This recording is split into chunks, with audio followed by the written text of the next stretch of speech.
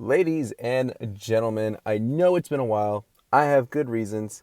I'm going to explain to you in a whole different video because it's a very important life decision I just made about a couple weeks ago. But that's not what the topic is of right now because we got some very exciting news. And as I mentioned before, when Sword and Shield when that set comes out, I fully intend to go all out on that set and try to just collect every single card possible. I'm very excited about the video game.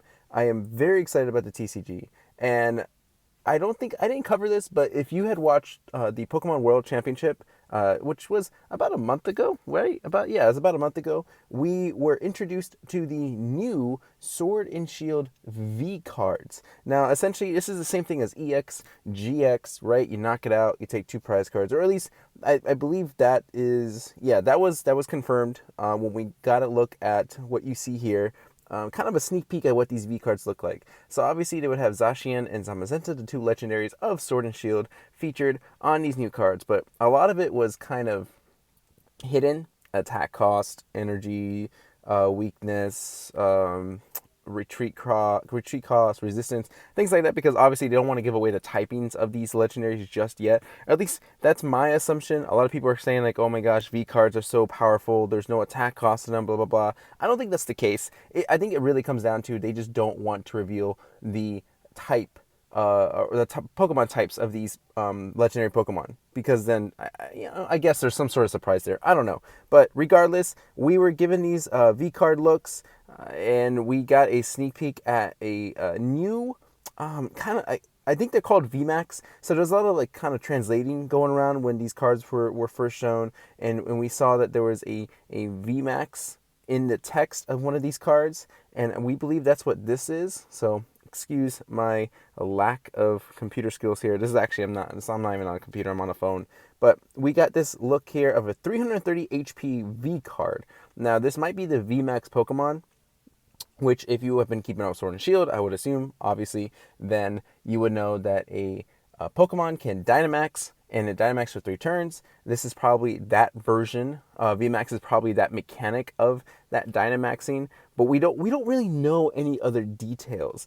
We just saw like kind of the outline of these cards. We were given the logo for Sword and Shield, which is kind of a nice touch. I'm not gonna lie to you, I'm not like a huge fan of it. Something about the purple to red spectrum really throws me off, or more the red spectrum, right? Because I really like the blue on the sword as it converts to purple, but then something about the crimson, pink, reddish kind of side.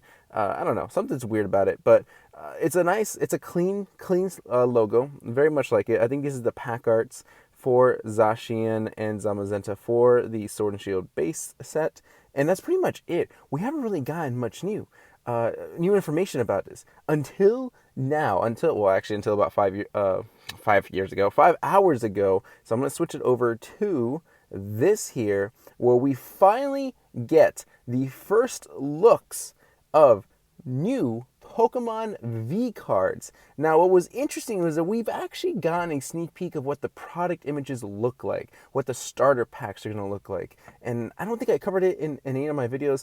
Maybe I'll do a future video talking about it, but we did get a look at the fact that there was going to be a water, grass, and lightning and fire, and then a fighting like starter decks.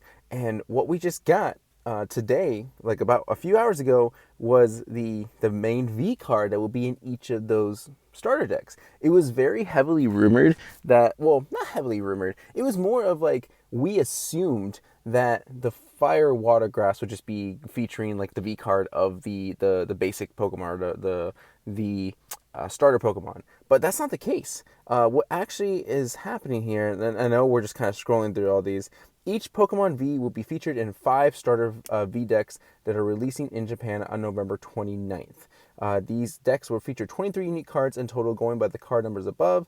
Any new card should be incorporated into our first Sword and Shield set next February. So essentially, these are going to be taking the highlight of it. It's not the starters, or at least as of right now, it doesn't seem like it's the starters, right? It kind of, oops, sorry about that. It kind of confirms that these are going to be the key cards, the key V cards of those particular sets. So I don't really want to get into that whole speculation. I just kind of want to talk about these cards because it's really exciting that we finally get these new or this new look at these V cards and kind of see more about it. And I'll tell you this, it is definitely there's a definite power creep going on, and we'll get to talking about that in just a second. But let's go ahead and just kind of quickly glance at all these. So we have Celebi, Victini, Keldeo, Tapu Koko, and Regirock as our first 5 official Pokemon V cards that we get to take a look at. So let's just take an overall look. I don't want to do this for every single card because it might take a while. But the V is kind of a nice little touch there in the top left corner. It's kind of got like this very like bold design to it, like this black label, this black outline to it, and then like everything about the card is just supposed to be contained in there. Now that kind of this particular card, I guess, kind of defeats that a little bit in the sense that if you can see here clearly that the art is kind of going up against the border there, but it just seems a little bit contained. Where this V is supposed to just kind of be shielding. I did not mean to intend as any pun, so don't like read too much into that. But it's kind of like, shielding everything about the card. If we take a look at Victini here, same thing, right? It's got that very bold outline design to it. The black seems to be the key label here. Same thing with the Keldeo. And I'm not even sure if I'm describing it right. Like, see, like Tapu Koko, like there's only that one part of it. His right hand, his right arm, whatever you want to call it, is kind of sticking out and making that electric effect. But everything else just seems like it's contained. Like right here, like it's there. We don't see much of the art above it. So it's kind of an interesting look. It's kind of interesting design. I dig it. I'm not like, it's not like the best thing I think I've seen in a card, but it's not terrible because it just has like this very kind of like edgy-ish design to it. Kind of reminds me of oh man, like old school Digimon cards back in the day. If you know what those are, if you know what they look like. But let's go ahead and go through each one of these fairly quickly because I don't think these are meant to be like super competitive, but I could be wrong because I don't know what the new V cards or what Sword and Shield is going to bring to the table when it comes to the meta. So here we go. Celebi V, 180 HP for a Celebi. That is a little absurd considering that even like Prism cards or just any Celebi really doesn't have anything above 90. Not that, like, you can correct me if I'm wrong, but it's hard for a Celebi card to break 100, let alone if we have like a Celebi EX or a GX, which I think we've had a Celebi EX before, maybe? I could be wrong. It's been a while, but I just don't think it ever got that high. But that's not what, this card alone is not what I'm using as evidence for that power creep. Sorry about that. But let's look at the attack. So 1 grass energy, call for friends, search your deck for up to 2 Pokemon, and put them into your hand, then shuffle your deck. Okay, we've seen that before. Second attack, grass, colorless, line force, 50 base damage. This attack does 20 more damage for each of your bench Pokemon, essentially doing 150, which is kind of like a nice, solid number. It's not that hard to fill up your bench, and yeah, 150 will knock out a lot of Pokemon. Not a lot of Stage 2 non-GX Pokemon, because some of them have 160. But for the most part, it would suffice. Is this a game-breaking card? I don't think so. Not right now. If you're up against a tag team Magikarp Wailord, this will actually work wonders, considering if you get that 150 and you're hitting Magikarp Wailord for weakness, it's a one-shot. Other than that, I don't really see much more use to it, especially since fire is kind of really strong in the middle right now. So fire is definitely going to just crawl or just scorch this entire card. Yeah, I know that was a bad joke, but you know what I'm talking about. Like, it's just not going to last long. All right, Victini V, 190 HP. Again, Victini is just one of those mythical Pokemon that just should not have a lot of HP, and 190 seems a little too much for a Victini. 1 colorless energy, fire spreading. Attach up to 3 fire energy from your discard pile to your Pokemon in any way you like. Okay, not a terrible, energy accelerator, especially since fire decks like really rely on discarding a lot of fire energy anyway. So this could be very, very useful early game. Two fire energy, energy burst, 30 damage. This attack does, or no, 30 times damage. This attack does 30 damage times the number of energy attached to both active Pokemon. What's really interesting about this is I'm pretty sure we've seen this before on a Lugia EX. That's the first card that came to mind was a Lugia EX.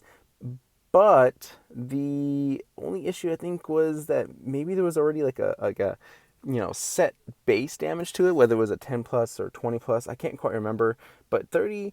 I mean, right? You have 2 energy already on your Victini. That's 60. Assuming that the opponent has 2 energy as well, that's another 60. So you're doing 120 on average, maybe.